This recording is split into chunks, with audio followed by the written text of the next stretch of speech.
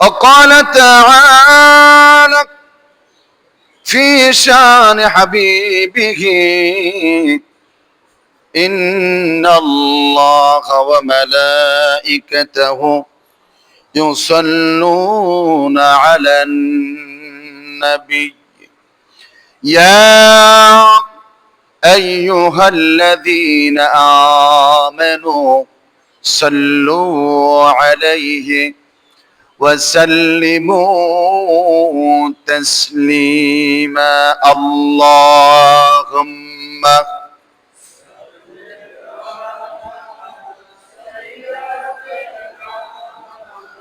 مولانا محمد وعلى آله مولانا محمد لا إله إلا الله لا إله إلا الله لا إله إلا الله لا إله لا إله لا إله لا إله إلا الله محمد رسول الله সাল্লাল্লাহু আলাইহি ওয়াসাল্লাম। সকলে পড়ি আলহামদুলিল্লাহ। সমস্ত প্রশংসা সমস্ত তারিফ সেই মহান মনিবের দরবারে যে মহান মনে আমাদেরকে পবিত্র মাস মাহে শাওয়ালের শেষ লগ্নে জুমার নামাজে আসার জন্য তার কুদরতি পায়ে সেজদায় লুটিয়ে পড়ার জন্য তৌফিক ইনায়াত করলেন। সে আল্লাহর শানে কালিমাত শুকর আদায় করে পড়ি আলহামদুলিল্লাহ।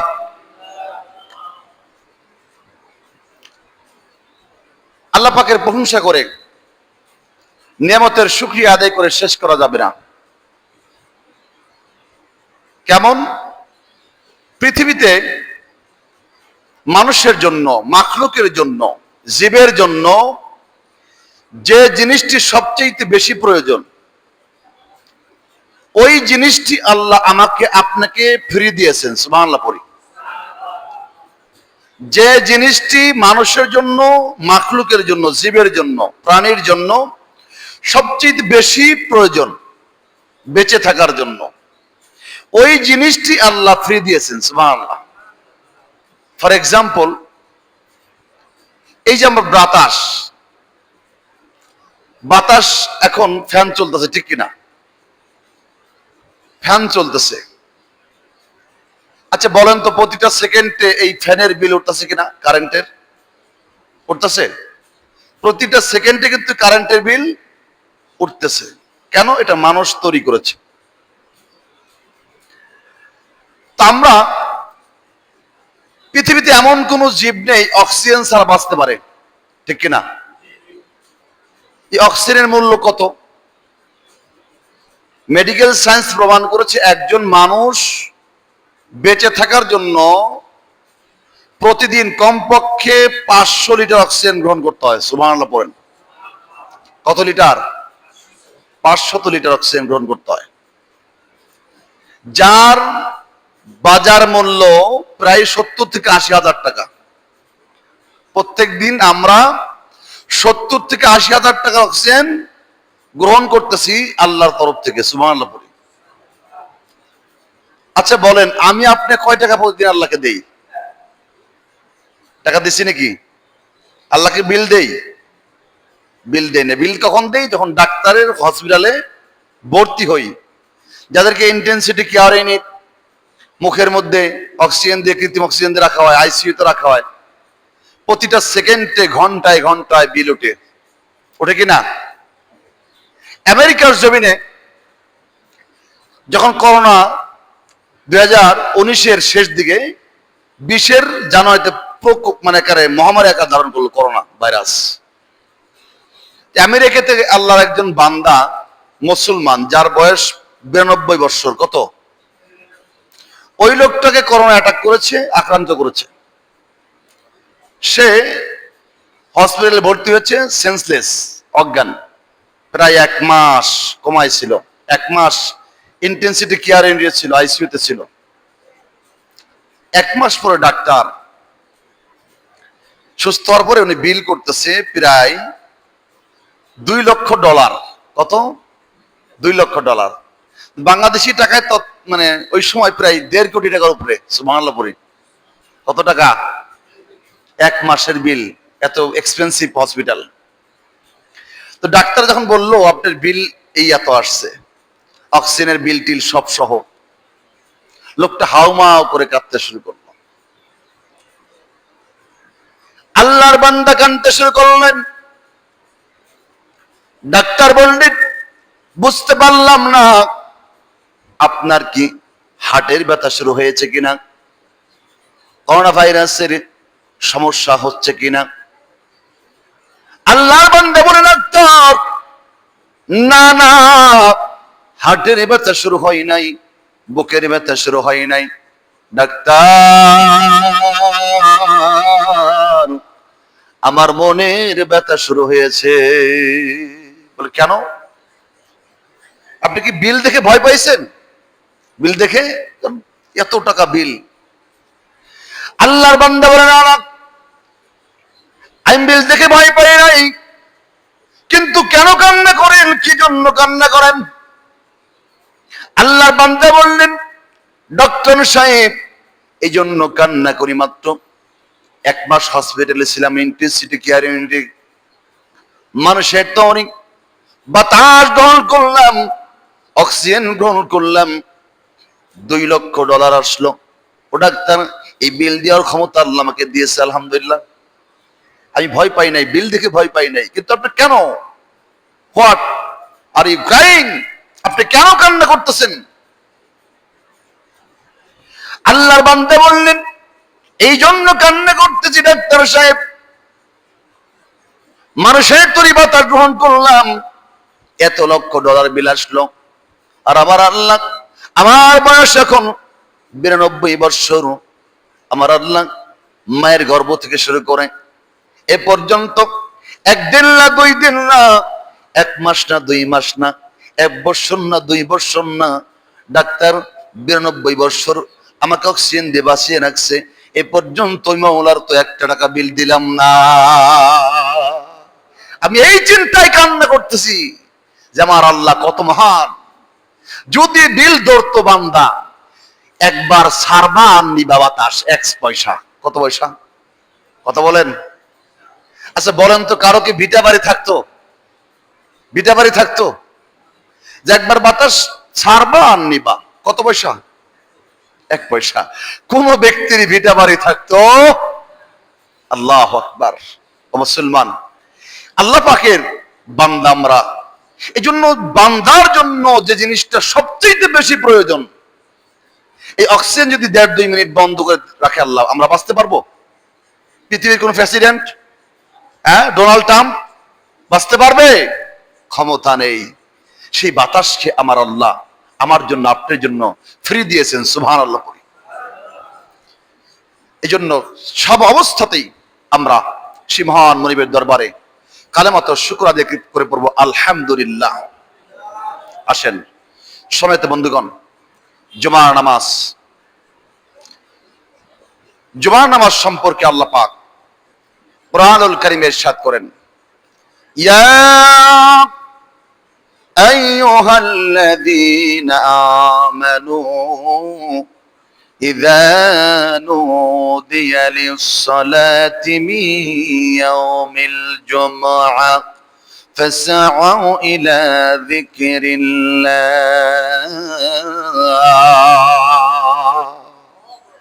হে ইমানদারগণ, যখন when the call for fear of Friday, ও মুসলিম মুমিনগণ, যখন শুক্রবার দিন তোমাকে ডাকা হয় নামাজের জন্য, কিসের জন্য? নামাজ জন্য ডাকা হয়। ইযা নুদিয়া লিস-সালাতি মিন ইয়াউমিল জুমআহ ফাসআউ ইলা যিকরিল্লাহ, রিমেম্বার টু আল্লাহ। যখন আল্লাহর স্মরণের জন্য, আল্লাহর জিকিরের জন্য, সালাতের জন্য ডাকা হয়, আল্লাহ পাক বলেন ওয়াযারুল বাই, তুমি দুনিয়ার সমস্ত ব্যবসা বাণিজ্য, কাজকর্ম সব বন্ধ করে দাও। Stop your work, stop your trade, সব বন্ধ করে দাও, ব্যবসা বাণিজ্য সবকিছু বন্ধ। কার হুকুম? যেটা বলেন। অনেক দোকানদার ভাইয়ার এখন কিন্তু দোকান ওপেন রাখছে, ঠিক কিনা, আছে না নাই? অথচ জুমার দিনে আজান হওয়ার সঙ্গে সঙ্গে ব্যক্তিগত কাজ, পারিবারিক কাজ, সামাজিক কাজ, ইভেন রাষ্ট্রীয় কাজ সবকিছু হারাম। দিস ইজ অর্ডার অফ আল্লাহ। আল্লাহ পাক বলেন জুমার দিনে আজান হওয়ার সঙ্গে সঙ্গে আমার যে বান্দা দুনিয়াবি কাজ করবে, ওই হালাল কাজটাও আমি আল্লাহ রাব্বুল তার জন্য হারাম করে দিলাম। সব অফ, বন্ধ করতে হবে। তখন আল্লাহ ডাক দিছে। কে ডাক দিছে? স্পেসিফিক ভাবে। অন্য নামাজে কিন্তু এরকম করা করে বল নাই। জুমার হচ্ছে স্টপ, থেমে যাও। তুমি মাটি কাটার জন্য কোরাল উঠেছো, আজান হয়েছে, স্টপ, থেমে যাও। তাহলে জুমার দিনে হালাল কাজটাও হারাম। এজন্য জুমার আজান হওয়ার সঙ্গে সঙ্গে আমরা দুনিয়াবি কোনো কাজ করব না ইনশাআল্লাহ। এরপরে আল্লাহ বলতেছে যালিকুম খায়রুল লাকুম ইন কুনতুম তা'লামুন। বান্দারে, জুমার নামাজের জন্য নামাজ বান্দা দুনিয়াবি কাজ ছেড়ে দেখ, মসজিদে আসবে, দুনিয়াবি কাজ করবে না, সব কাজ বন্ধ করে দেবে। আল্লাহ পাক বলে বান্দা দুনিয়ার সব কাজের চাইতে জুমার নামাজ তোমার জন্য মঙ্গলময়। সুবহানাল্লাহ পড়েন। আচ্ছা, এখন প্রশ্ন হলো, বলেন তো আল্লাহ কি বান্দার লস হয় না লাভ হয়? যারা বলেন। আমরা যেসব ভাইয়েরা মনে করি যে 1 ঘন্টা নামাজ যে ব্যয় করুম, 1 ঘন্টায় দোকানে বেচাকেনি করলে কমপক্ষে 300-400 টাকা হবে। আমরা 1 ঘন্টা যদি ক্ষেতে কাজ করি, কমপক্ষে 5-10 কেল ভুট্টা রোপণ করা হবে, ঠিক কিনা? এরকম মনে করতে পারি কিনা অনেকে? অথচ আল্লাহ বলতেছে যালিকুম খায়রুল লাকুম ইন কুনতুম তা'লামুন, that is better for you if you know. তুমি যদি বুঝতে পারো, দুনিয়ার কাজ বন্ধ করে দিয়ে নামাজে আসাই তোমার জন্য বেশি মঙ্গলময়। সুবহানাল্লাহ পড়েন। তার কারণ আল্লাহর যে বান্দা সহি নিয়তে যে আল্লাহ আজান হয়ে গেছে, আর কাজ করা যাবে না, আমার আল্লাহ ডাক দিয়েছে। কে ডাক দিয়েছে? যারা বলেন। আমরা আসছি দুনিয়ার কাজ বন্ধ করে কার গোলামি করার জন্য? আরো জোরে। দুনিয়াবি সব কাজ বন্ধ করে দিয়ে একমাত্র ওই মাওলার গোলামি করার জন্য আসছি, যে মাওলা সারা বিশ্বের প্রতিপালক। কথা বলেন ঠিক কিনা? তো উনি বেতন দিলে কম দিব না বেশি দিব? যারা বলেন। আল্লাহ বলছে মান যাআ বিল হাসানা ফালাহু আশরু আমসালিহা, আমি আল্লাহ রাস্তায় যে একটি ভালো কাজ করবে আমি আল্লাহ 10টি বদলা দিন। সুবহানাল্লাহ পড়েন। তাহলে যে ব্যক্তি সৈনিয়ত যে আল্লাহ আমি দোকান বন্ধ করলাম, 500 বিক্রি হোক আর 1000 বিক্রি হোক, সব বাদ। আপনি যদি 500 বিক্রি করতেন, 5 × 10 5000 টাকা আল্লাহ আপনি কোন দিক দিয়ে দিবেন আপনি ঠিক পাবেন না। সুবহানাল্লাহ পড়েন। যদি নিয়ত আপনার সহি থাকে ইনশাআল্লাহ। আসেন সবেতে বন্ধুগণ, জুমার নামাজ সম্পর্কে আমার রাসূল কি বলেছেন? হাদিস শরীফ আসছে, জুমার দিনে আল্লাহর যে বান্দা ওযু গোসল করবে, পাক সাফ হবে, মিসওয়াক করবে, ওযু গোসল করবে, পাক সাফ হবে, আতর ব্যবহার করবে, তেল ব্যবহার করবে, এরপরে সুম্মা ইখরিজ মিন বাইতি, বাড়ি থেকে বের হবে। বাড়ি থেকে বের হবে, বের হওয়ার পরে নবীজি বলেছেন ফালা ইউফাররিকু বাইনা ইসনাইনি, মসজিদে প্রবেশ করার পরে কোন ব্যক্তিকে সরিয়ে দিয়ে ফাঁকা করে সামনে যাবে না। সামনে যাবে না, যেখানে জায়গা পাবে ওখানেই বসে পড়বে। হ্যাঁ, যদি কোনো ব্যক্তি সম্মানী ব্যক্তি আসে, আমি দেখলাম আমার একজন সম্মানী ব্যক্তি আসছে, যেমন আজকে আমার কাকা আব্দুল আওয়াল চেয়ারম্যান সাহেব আসছে, যদি সম্মানী ব্যক্তি আসে তাহলে তাকে সামনে আনাটা এটা কিন্তু আদব। এটা কি? কিন্তু আমি ব্যক্তিগত হিসেবে আমাকে যেখানে জায়গায় ওখানে বসে পড়তে হবে। কিন্তু ইমাম সাহেব যদি সম্মান দেখতে সামনে আনে সেটা ভিন্ন কথা। কিন্তু আমাদের সমাজে অনেক জায়গায়, বিশেষ করে শহর অঞ্চলে দেখা যায় সামনের কাতারে 5-7টা জানামাজ ফাঁকা থাকে, থাকে কিনা? আমি নিজে দেখছি এই বিষয়টা। ওখানে বিভিন্ন ধরনের লোকের জন্য ওখানে খালি রাখা হয়, কিন্তু আসলে কিন্তু এটা সুন্নতের খেলাফ। তার কারণ আল্লাহর মসজিদ, যিনি আগে আসবেন তিনি আগে বসবেন। সুবহানাল্লাহ পড়েন। মসজিদ ঘরে কোনো নেতা, কোন মন্ত্রী, এমপি সবাই সমান, সবাই আল্লাহর গোলাম। কথা বলার ঠিক কিনা? আল্লাহর মসজিদে একজন রিকশাওয়ালা যে কাতারে দাঁড়াবে, একজন মন্ত্রী ওই কাতারে দাঁড়াবে। কথা বলেন। আল্লাহর আইন সবার জন্য সমান। আজকে একজন দিনমজুর মারা গেলে তার জন্য 3টি কাপড়, ডক্টর ইউনূস সাহেব মারা গেলে কয়টা? যারা বলেন আল্লাহর আইন সবার জন্য সমান। আল্লাহর ঘর মসজিদে আসার পরে যে আসবে আগে তিনি আগে বসবেন। আল্লাহ রাসূল বলেন ফালা ইউফাররিক বাইনা আস-সাইয়্যিদ, জুমার দিন আমার জুমার নামাজ জন্য মসজিদে প্রবেশ করবে, যেখানে জায়গা পাবে ওখানে বসে পড়বে। এরপরে সুম্মা ইউসাল্লি মা কুতিবা লাহু, নামাজের জন্য যার জন্য যতটুকু সুন্নত ওয়াজিব ফরজ ছিল আদায় করবে। নামাজ পরিপূর্ণ আদায় করতে হবে, নামাজ পরিপূর্ণ আদায় করবেন। অর্থাৎ সুন্নত ফরজ পরিপূর্ণ আদায় করতে হবে। অনেকে দেখা যায় ইমাম সাহেব সালাম ফিরানোর পরে পরের যে 4 রাকাত বাদাল জুমা আছে কিনা? আছে কিনা? এই যুবকরা, ইয়ঙ্গার যারা যুব সমাজ, কিন্তু মানে অধিকাংশ যুবকরা কি হয়ে যায়? মসজিদ থেকে বের হয়ে যায়। এই 4 রাকাত বাদাল জুমা তারা আদায় করে না। অথচ এটা কিন্তু সুন্নতে মুআক্কাদা, সুন্নতে মুআক্কাদা। মনে রাখতে হবে, যদি আপনার সাথে সুন্নতের সম্পর্ক না থাকে, আপনি নবীর সুন্নতকে মহব্বত না করেন, আল্লাহ আপনাকে মহব্বত করবে না। কারণ যিনি আমার নবীকে মহব্বত না করে, সে যত ভালো আবেদ হোক, যত ভালো ইবাদতকারী হোক, তার ইবাদত আল্লাহ গ্রহণ করবে না। এজন্য আপনি সুন্নত বাদ দিবেন, আল্লাহ আপনাকে ভালোবাসবে, এটা কিন্তু হবে না। এজন্য আমরা ফরজ যেমন গুরুত্ব দেব, সুন্নতকে গুরুত্ব দেব, এবং আল্লাহ হতে গেলে নফলকে গুরুত্ব দেওয়া লাগবে, মুস্তাহাবকেও গুরুত্ব দেওয়া লাগবে। আসুন, নবীজি বলছেন সুম্মা ইউসাল্লি মা কুতিবা লাহু, নামাজ যত ফরজ সুন্নত ছিল আদায় করবে। এরপরে আদায়ের পরে সুম্মা ইনসিতু ইযা তাকাল্লামাল ইমাম, যখন ইমাম সাহেব খুতবা দেবে, কি দেবে?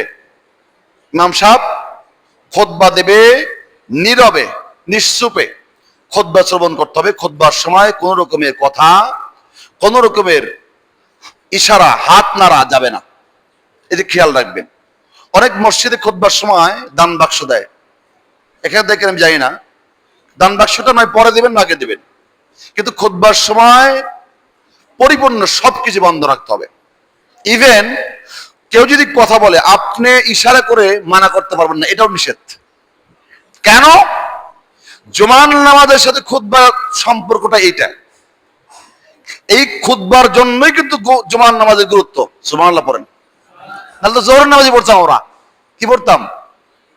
আমরা জোহরের নামাজই পড়তাম। খুতবার জন্যই কিন্তু জুমার নামাজের এত গুরুত্ব।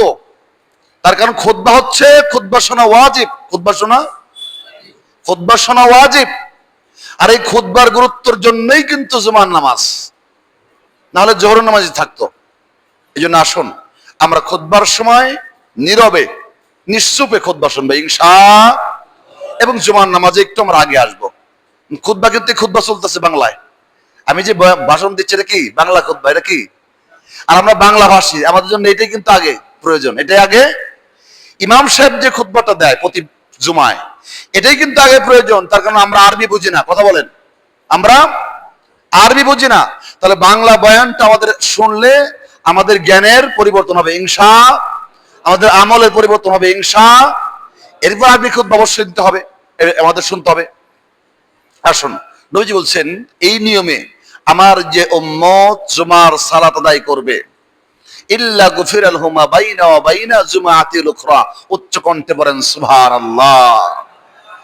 আল্লাহর হাবিব বলেন, আমার যে উম্মত জুমার দিনে এই নিয়মে জুমার নামাজ আদায় করবে, আমি আল্লাহর হাবিব ঘোষণা করলাম এক জুমা থেকে আর এক জুমা পর্যন্ত আমার আল্লাহ ওই উম্মতের আমলনামা থেকে তামাম জিন্দেগীর সব গুনাহগাতা মাফ করে দেবে। কত বড় কথা চিন্তা করছেন। এই জন্য আসুন আমরা জুমার দিনে কেউ অলসতা করব না। অনেক ভাইরা এখনো বাসায় বসে আছে, আর মিয়া জুমার নামাজ তো ঈদের নামাজ, সুবহানাল্লাহ পড়েন।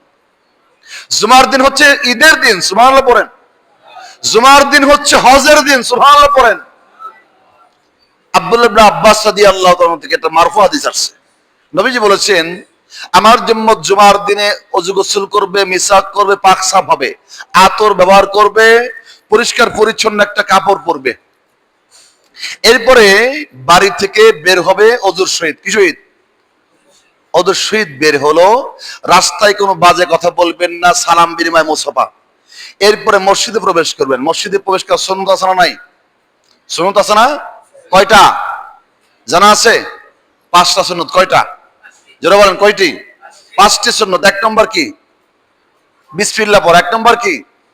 বিসমিল্লাহ পড়বেন। 2 নম্বর হচ্ছে আল্লাহর নবীর উপরে দুরূদ শরীফ পড়বেন। সুবহানাল্লাহ পড়েন। চিন্তা করছেন আমার আল্লাহ তার রাসূলকে কত মহব্বত করে? ঢুকবেন আল্লাহর ঘরে, নামাজ পড়বেন আল্লাহর জন্য, পড়তে হবে দরুদ নবীর উপরে। সুবহানাল্লাহ পড়েন। চিন্তা করছেন মসজিদে প্রবেশ করতেন, তাও আল্লাহ বলছেন যে দরুদ পড়াগে। দ্বিতীয় কি? দরুদ শরীফ পড়া। 3 নম্বর আল্লাহুম্মা আফতালি আবওয়াবা রহমাতিক পড়বেন। 4 নম্বর ডান পা দিবেন। 5 নম্বর কি? ইতিকাফের নিয়ত করবেন। কিসের নিয়ত? নিয়ত কোন জায়গায় আসছে যে দাঁড়িয়ে কথা না বলে যদি সময় থাকে 2 রাকাত দুখুলুল মসজিদ আদায় করা। 2 রাকাত দুখুলুল মসজিদ আদায় করা। নবী বলছেন এরপরে নামাজ আদায় করার পরে ওযুর সহিত আমার উম্মত বের হলো মসজিদ থেকে, ওযুর সহিত বাসায় প্রবেশ করলো, রাস্তায় কোনো বাজে কথা বলবে না। আমি আল্লাহ হাবিব বললাম ওই বান্দা যেন আল্লাহর কাবাগর তাওয়াফ জিয়ারত করে বাসায় ফিরলো। জোরে বলেন সুবহানাল্লাহ। এই জন্য জুমার দিন আমাদের জন্য হজের দিন। আমরা যারা অলসতা করি, আমি ওই সকল ভাইদের বাবাদের বলবো অলসতা করবেন না। অন্তত পক্ষে যারা নামাজ 5 ওয়াক্ত পড়ি না, জুমার একটি দিন জাল্লা নামাজ তো পড়ি না অলসতার কারণে, যাই সপ্তাহে একটু জুমার নামাজটা পড়ে আসি, তাও তো একটা ওসিলা হতে পারে। কথা বলেন, নাজাতের একটা ওসিলা হতে পারে। এই জন্য আসুন আমরা অলসতা করব না। এবার আসি, জুমার নামাজ না পড়লে ক্ষতি কি? ক্ষতি আছে না নাই? আছে কি না? এই হাদিসটা প্রত্যেক ব্যক্তিকে বলবো, সাইস্টলে বসে হাদিসটা পৌঁছায় দিবেন সবার কাছে, যে হুজুর হাদিসটা বলে গেছে। জুমার নাসাই শরীফ হাদিস। জুমার নামাজ যারা পড়ে নাই তাদের জন্য হাদিসটা বলতেছি। وقال رسول الله صلى الله عليه وسلم من ترك 3 جماع تهاونا بها طبع الله على قلبي। নবী বলেছেন আমার উম্মত একাধারে 3টি জুমা পড়লো না। কয়টা? কয়টি জুমা? 3টি জুমা ছেড়ে দিল। কয়টা? আবার বলেন, মান তারাকা 3 জুমাইন। 3টি জুমা ছেড়ে দিল অকারণে, অপ্রয়োজনে। কোন ধরনের বিছনায় পড়ে নাই সে, বা মুসাফির হয় নাই। কি হয় নাই? মুসাফির হয় নাই, বিছনায়ও পড়ে নাই। এরকম অবস্থা ছাড়া জুমার নামাজ ছেড়ে দিল, তাহাওনা বিহা তবা আল্লাহু আলা কলবি। আমার রাসূল বলেছেন ওই ব্যক্তির কলবের মধ্যে আল্লাহ পাক মোহর মেরে দেন। নাউজুবিল্লাহ পড়েন। কি মেরে দেন? কি মারে? মোহর মেরে দেন। এজন্য আমাদের এলাকায় অনেক ভাইয়েরা আছে, অনেক বাবাজিরা আছে, জুমার নামাজ 3 তারিখে 9 জুমা পড়ে নাই। আছে না নাই? 3 নং 27 জুমার খবর নাই। এরকম লোক মানে আপনাদের এলাকায় নাই? পেছারকান্দা নাই? আমাদের জাবরা আছে, পেছারকান্দা আছে যাই না। হ্যাঁ, এখানেও আছে।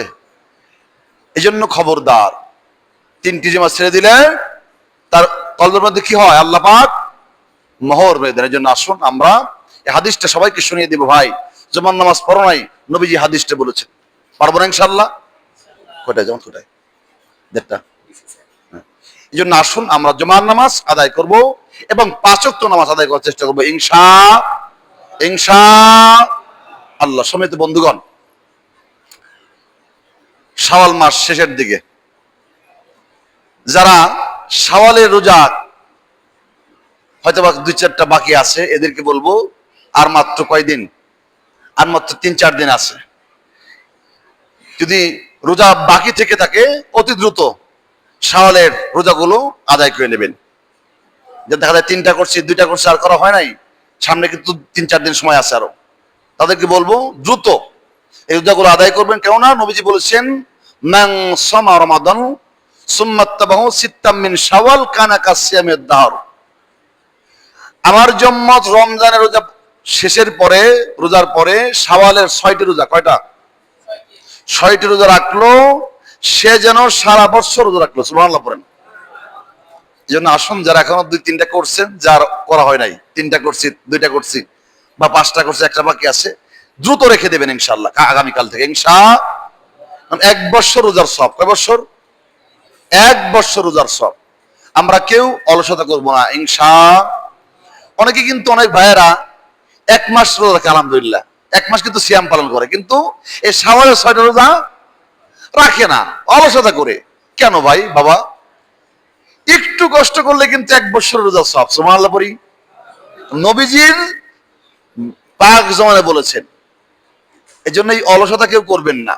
যাদের বাকি আছে 2-4টা রেখে দেব, যারা করে নাই তারা ইনশাআল্লাহ আগামী বছর এই 6টা রোজা রাখার চেষ্টা করবো ইনশাআল্লাহ। এবং যাদের কাজা হয়েছে রোজা রমজানের, মাসালা হচ্ছে আগে কাজা আদায় করা, এরপরে শাওয়ালের রোজা রাখা। অনেক মা বোনদের কিন্তু কাজা হয় কি না?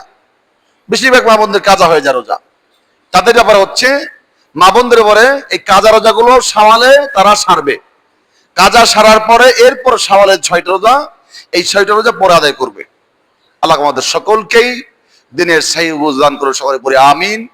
এবং যে কথাটা বলবো সেটা হচ্ছে, প্রত্যেক দিন আমরা ঘুমানোর সময় একটি হিসাব করে ঘুমাই সবাই। যদি ঘুমাইতে পারি, অনেক পাপ আমাদের কমে যাবে।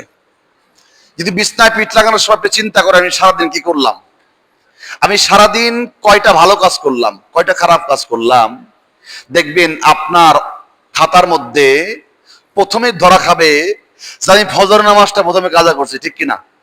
দিনের শুরুতেই ফজর নামাজ কাজা করেছি, আমি দিনের শুরুতেই ফজর নামাজ কাজা করেছি। এজন্য আসুন আমরা দিনটা শুরু করি আল্লাহ সিজদা দিয়ে। পারবো না ইনশাআল্লাহ? পারবো না? সহি নিয়ত করি ভাইয়েরা বাবারা, কিছুই না। তার কারণ জাগলে হেউ কাল, না জাগলে পরকাল। জাগলে সকাল, না জাগলে পরকাল। কথা সত্য না মিথ্যা? কেমন করে ঘুমাও তুমি, কেমন করে ঘুমাও তুমি, ফজর করে কাজা, এমনও তো হতে পারে জোহরে জানাজা। মুসলিম হয় না জন্ম নিলে মুসলমানের ঘরে, কাফের মুসলিম পার্থক্য হয় নামাজ না পড়িলে, মুমিন নামাজ না পড়িলে। মুসলিম হয় না জন্ম নিলে মুসলমানের ঘরে, কাফের মুসলিম পার্থক্য হয় নামাজ না পড়িলে, মুমিন নামাজ না পড়িলে। এই জীবনে হয় না যেন, এই জীবনে হয় না যেন নামাজ তোমার কাজা, এমনও তো হতে পারে জোহরে জানাজা। এই জন্য ভাই বাবা, দুনিয়ায় থাকা যাবে না। ইন দা মেন টাইম যে কোনো সময় ডাক চলে আসবে। হাত জোর করে বলে যাই, অন্তত ফজর নামাজটা পড়ে আমরা দিনের কাজ শুরু করবো। পারবো না? আল্লাহ একটা হাতটা দেখায় তো, সহি নিয়ত করে আল্লাহ কাছে নিয়ত করি ইনশাল্লাহ। যারা পড়ি তারা নিয়ত করি ইনশাল্লাহ। আল্লাহ কবুল করো, জোরে বলুন আমিন। আমি আপনাদের এলাকার সন্তান, জাবরাইল দরবার শরীফ আমার বাসা। আমি মরহুম ইখলাসউদ্দিন রহমতুল্লাহ আলাইহির পুতি। আমার দাদার নাম আজহার মুন্সি, বাবার নাম আবুল কালাম আজাদ। আমি নগণ্য গুনাহগার, মুফতি রুহুল মাহমুদি। আমি দোয়া চাই। আসসালামু আলাইকুম ওয়া রাহমাতুল্লাহি ওয়া বারাকাতুহু। যারা সুন্নত পড়ে না তারা 4 রাকাত কাবলা জুমা ও কথা জি একটু আলহামদুলিল্লাহ, আলহামদুলিল্লাহ। আমরা 1 মিনিট একটু কথা বলি। আমরা হয়তো অনেকে দাওয়াত পেয়েছি, অনেকে দাওয়াত পাইনি। আমাদের